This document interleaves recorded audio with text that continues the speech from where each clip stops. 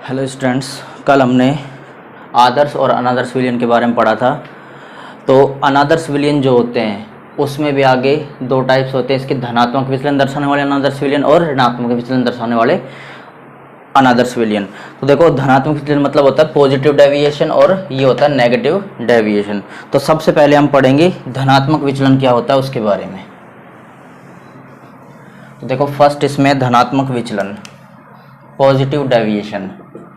तो देखो, positive deviation क्या होता है, इसके डेफिनेशन देखते हैं तो वो क्या होती है। वो होती है ऐसे विलयनों का वाष्प दाब राउल्ट द्वारा दी गई वाष्प दाब से अधिक आता है। मतलब इन ऐसे जो धनात्मक विचलन है, ऐसे विलयनों का वाष्प दाब जो आएगा, देखो ऐसे विलयनों का वाष्प दाब राउल्ट द्वारा दिए गए वाष्प दाब से अधिक आता है। इसका मतलब क्या, अभी बता रहा हूं। देखो, धनात्मक विचलन तो हमने दो ए और बी को मिलाया, सोल्यूट और सोलवेंट मतलब विलय और विलायक को मिलाया, तो इनका जो वाष्प दाब आएगा, वो क्या आएगा, अधिक आएगा। किसके बजाय? राउल्ट्स द्वारा दिए गए वाष्प दाब की बजाय। इसका मतलब क्या, हम ग्राफ से देखते हैं।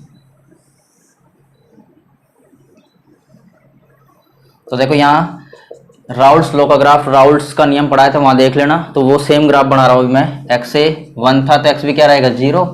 वहां से देखना, ये एक्स भी यहाँ पर 1 है तो एक्स ए क्या रहेगा, 0। ये एक्स ए 1 है तो यहाँ पर क्या आएगा, पी नोट ए।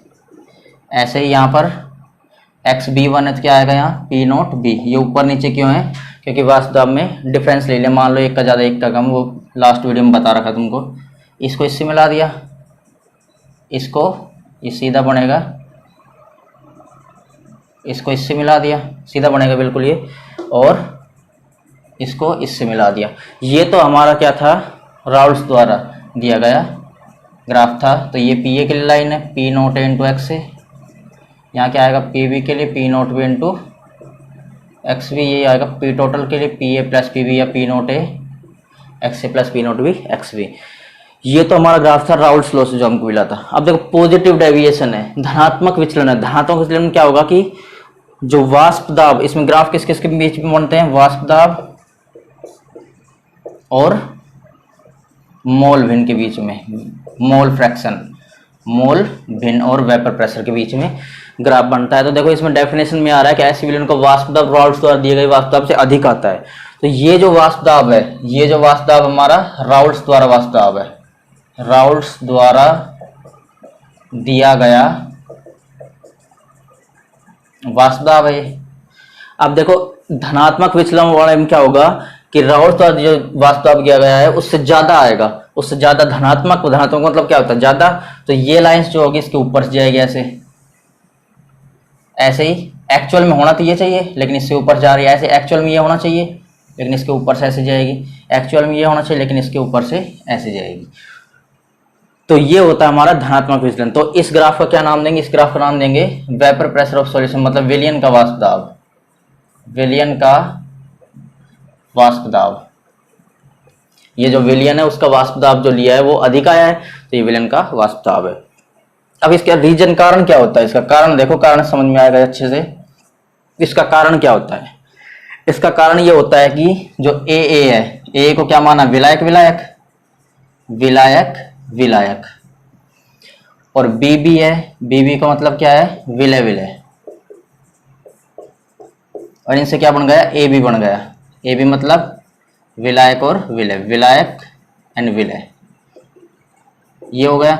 अब ध्यान से देखो, इसमें जो वाष्प दाब है धनात्मक विचलन वाले का बढ़ रहा है, इसका कारण क्या है, इसका कारण यह है कि जब हमने ए को लिया, ए के बहुत सारे मॉलिक्यूल को एक बी क्रम लिया, बी के मॉलिक्यूल्स को बी क्रम लिया, और इससे क्या बढ़ गया, ए बी बन गया, ए बी बन गया। तो इसका रीजन ये होता है कि इसकी वेपर ज्यादा बन रही है। इसका मतलब क्या है कि इनके बीच में जो आकर्षण बल है, जो आकर्षण बल है, आकर्षण बल, ए बी के बीच में जो आकर्षण बल है वो ए के बीच में आकर्षण बल और बी बी के बीच में आकर्षण बल की बजाय कम हो गया।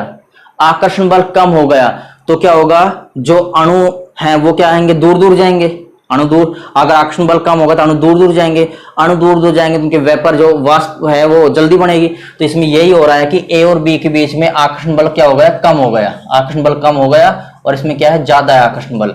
अब देखो आकर्षण बल कम हो गया, आकर्षण बल कम होगा तो इसकी वेपर जो है वाष्प जल्दी बनेगी, वाष्प जल्दी बनेगी, क्यों, क्योंकि इसके अणु आकर्षण कम होने से दूर दूर चले गए, तो इसकी वाष्प जल्दी बनती है, इसलिए जो राउल्ट द्वारा दिया गया वाष्प दाब उससे ज्यादा वाष्प दाब हमको मिलता है विलियन का वाष्प दाब। तो सीधा सा एक रीजन सीधा ध्यान रखना है कि इसमें जो आकर्षण बल है ए बी के बीच में वो मतलब बढ़ गया, मतलब आकर्षण बल कम हो गया, आकर्षण बल कम हो गया और उसकी वाष्प बढ़ गई। तो सीधा ध्यान रखना, बस रीजन इतना सा है, आकर्षण बल इसमें कम हो जाता है, किसके बजाय, ए की बजाय और बीबी की बजाय। ए और बीबी में जो आकर्षण बल पहले था, मतलब ए के अणुओं के बीच में था विलायक विलायक में, और विलय विलय में जो आकर्षण बल था वो अब दोनों को मिक्स कर दिया, विलीन बना दिया, विलय प्लस विलायक का, तो उसमें क्या हो गया, ए और बी आ गए, तो उसमें आकर्षण बल कम हो जाएगा, आकर्षण बल कम होगा तो अणु दूर दूर जाएंगे, अणु दूर दूर जाएंगे तो इसकी वेपर जल्दी बनेगी, वाष्प जल्दी बनेगी, मतलब धनात्मक विचलन दर्शाए गए। तो ये इसका सिंपल सा रीजन होता है, यही रीजन ध्यान रखना हमको मैन। अब देखो इसके एग्जाम्पल्स जो होते हैं वो क्या होते हैं, इसके एग्जाम्पल आएंगे जो धनात्मक विचलन कौन कौन से विलयन दर्शाते हैं, ये समझ में आ गए सबको, वाष्प जल्दी बनेगी, धनात्मक विचलन दर्शाएंगे। इसका एग्जाम्पल मेथनॉल प्लस जल, मेथनॉल का सूत्र होता है CH3OH, मेथनॉल का क्या होगा, CH3OH प्लस जल। अब इसमें देखो क्या होता है, मान लो एक को ए मान लिया, एक को बी मान लिया, इसको ए मान लिया, इसको बी मान लिया, ठीक है। तो इसमें देखो H2 है ये, तो H2 के बीच में अच्छा हाइड्रोजन बॉन्ड बन रहा था, लेकिन जैसे मेथनॉल डाल दिया इसमें, तो मेथनॉल डालने की वजह से इसमें हाइड्रोजन बॉन्डिंग कम हो जाएगी, हाइड्रोजन बॉन्डिंग कम होगी तो क्या होगा, अणु दूर दूर जाएंगे, मतलब आकर्षण बल क्या हो गया, कम हो गया, और वेपर क्या हो जाएगी, जल्दी बनेगी, सीधा सा है इसमें। दूसरा देखो ऐसे ये भी ले सकते हैं, एथेनॉल प्लस जल, सेम इसमें भी यही आएगा, C2H5OH plus H2O। Third example हमारा carbon disulphide plus acetone, carbon disulphide को क्या बोलते हैं, CS2,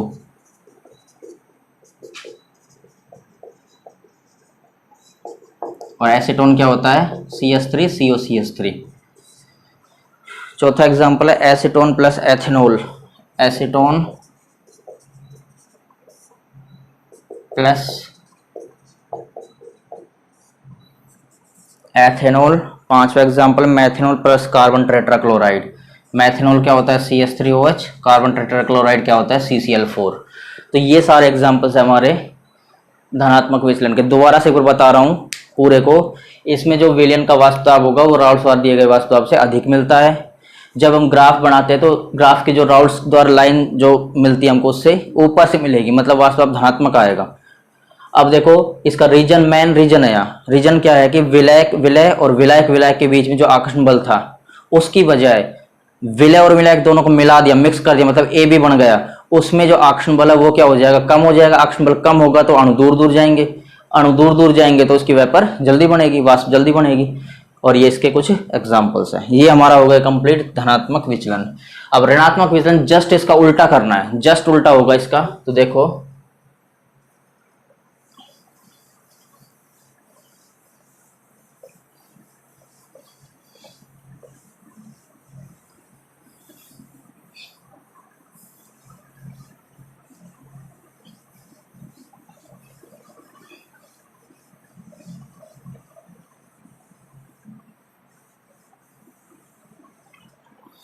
देखो सेकंड है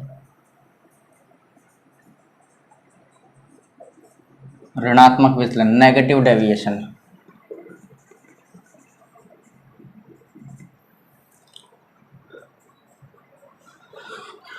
और इसमें क्या आएगा, इसके डेफिनेशन सिर्फ इतना चेंज होगा कि ऐसे विलयन का वाष्प दाब राउल्ट द्वारा दिए गए वाष्प दाब से नेगेटिव आ रहा है, मतलब कम प्राप्त होता है, इतना ध्यान रखना, कम प्राप्त होता है। अब इसमें भी ग्राफ से समझते हैं, जस्ट उल्टा ग्राफ बनेगा, x से 1 तो x भी 0 P नोट ए के लिए, ऐसे ही x B1 तो x से 0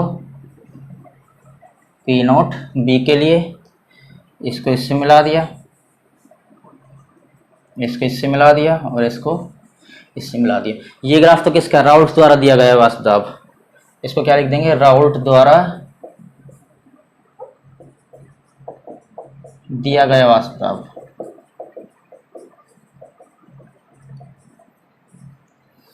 अब देखो ये लाइंस जो पी टोटल की है, P T is equal to P A plus P B, ये क्या है, पी ए बराबर P naught into x A, ये होगी पी बी बराबर P naught B into x B.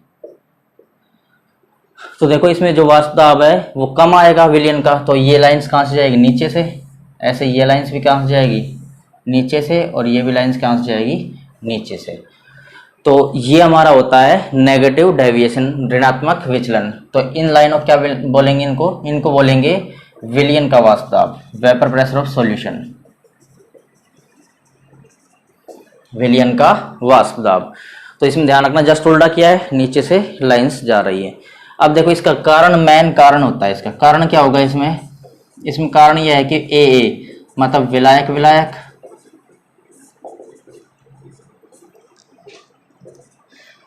Plus B B मतलब विलय विलय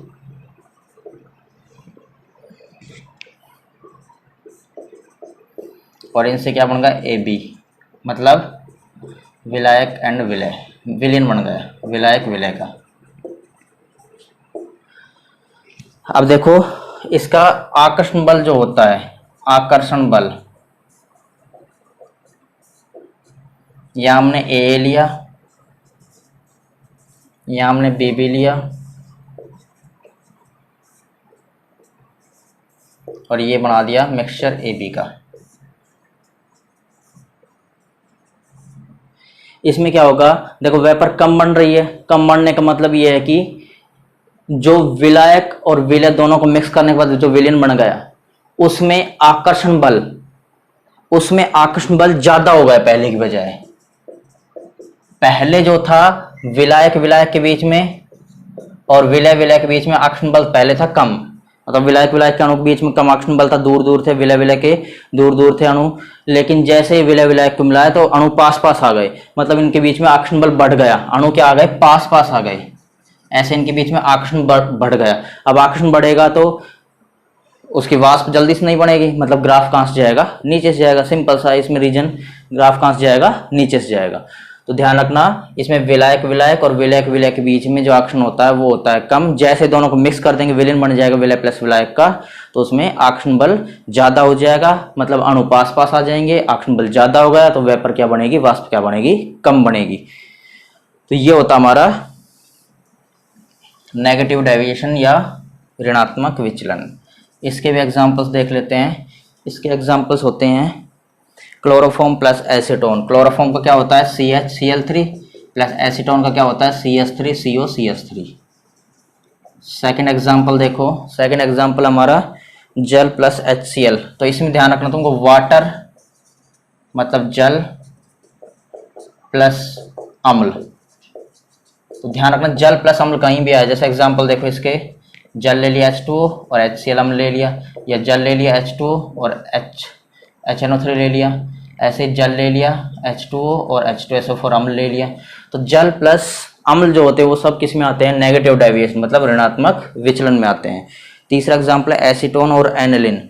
एसीटोन क्या होता है, CH3 CO CH3, और एनिलिन क्या होगा, बेंजीन रिंग पर जब बेंजीन रिंग पर NH2 ग्रुप जोड़ देंगे, ये बेंजीन रिंग है, इस पर NH2 ग्रुप जोड़ देंगे कोई से कार्बन पर, तो क्या होता है, एनिलिन होती है। इसके अलावा मैथिनॉल प्लस एसिटिक एसिड। मैथिनॉल क्या होता है, CH3OH, एसिटिक एसिड क्या होगा, CH3COOH।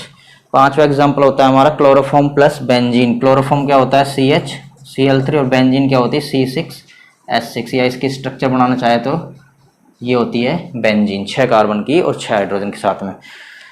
तो ये हमारा होता है ऋणात्मक विचलन। दोबारा से देखते एक बार, इनमें जो वाष्प दाब आएगा वो राउल्ट द्वारा दिए गए वाष्प दाब से क्या आता है, कम आता है।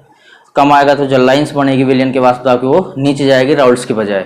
इसका रीजन ये होता है कि विलय और विलायक के बीच में जो आकर्षण बल होता है, विलय और विलायक के बीच में जो आकर्षण बल, विलियन बनाने के बाद जो आकर्षण बल है वो ज्यादा हो जाएगा। आकर्षण बल ज्यादा होगा तो क्या होगा, अणु पास पास आ जाएंगे, पास पास आएंगे तो उनकी वेपर वाष्प जल्दी से नहीं बन पाएगी, भाप जल्दी से नहीं बन पाएगी।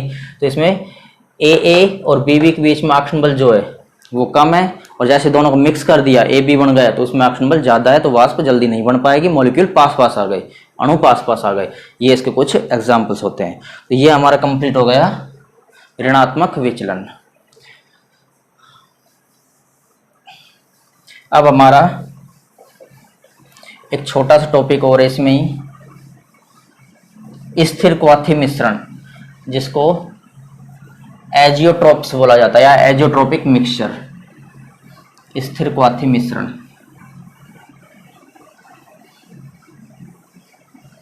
सिंपल सा है बिल्कुल।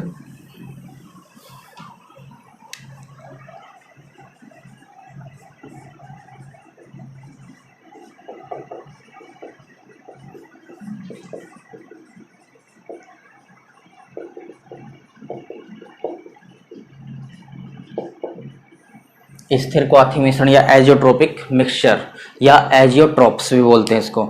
अब देखो स्थिर क्वाथी मिश्रण क्या होता है, ऐसा विलयन, देखो परिभाषा बताता हूं तुमको लिख के, ऐसा विलयन जिसमें जिसकी द्रव और वाष्प दोनों अवस्था का संगठन समान हो, जिसकी द्रव अवस्था व वाष्प अवस्था दोनों का संगठन समान हो,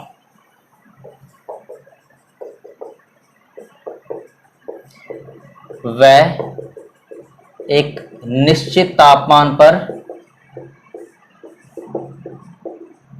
उबलते हो, बॉयल होते हो, उनको क्या बोला जाता है, उनको बोला जाता है स्थिर क्वाथी मिश्रण।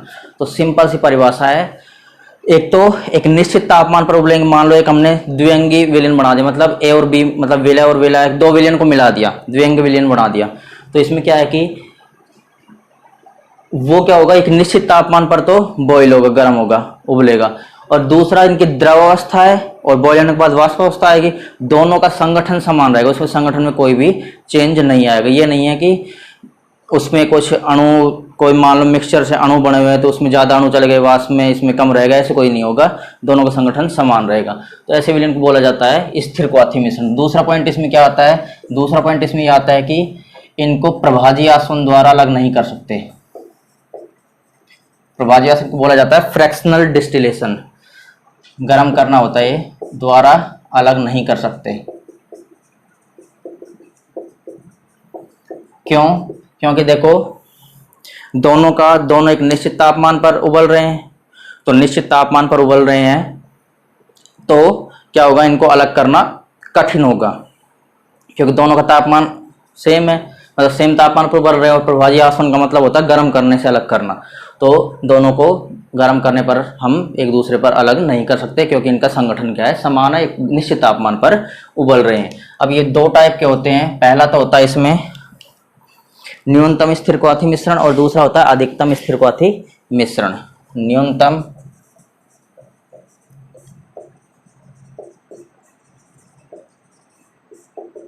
स्थिर क्वाथी मिश्रण मतलब मिनिमम बॉइलिंग एजियोट्रोप्स, और दूसरा होता है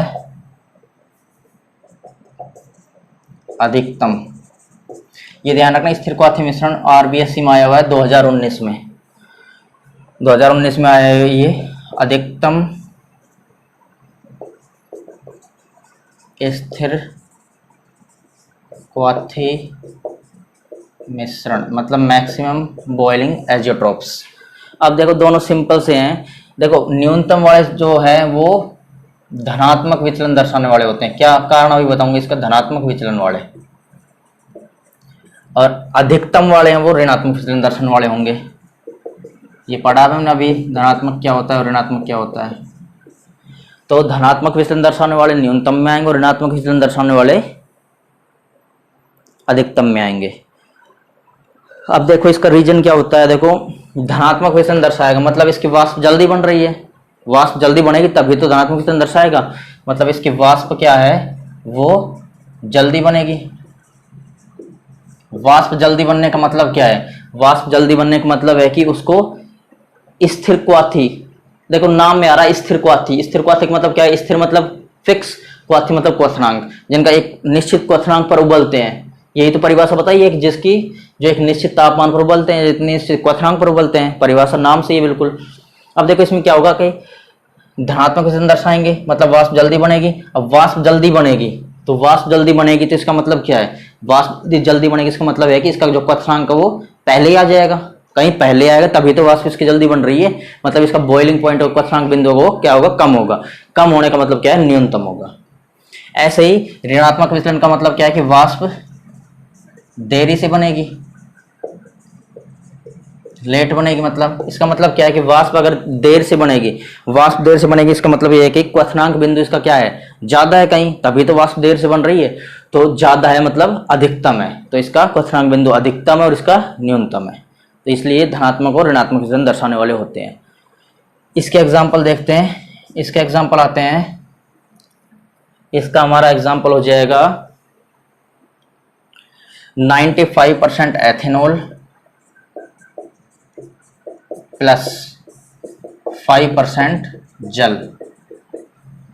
ऐसे ही सेकंड का एग्जांपल हो जाएगा HNO3 और H2O का मिक्सचर। HNO3 हमने ले लिया 68% होता है और H2O जो होता है उसमें ये होता है कितना बचा, 32।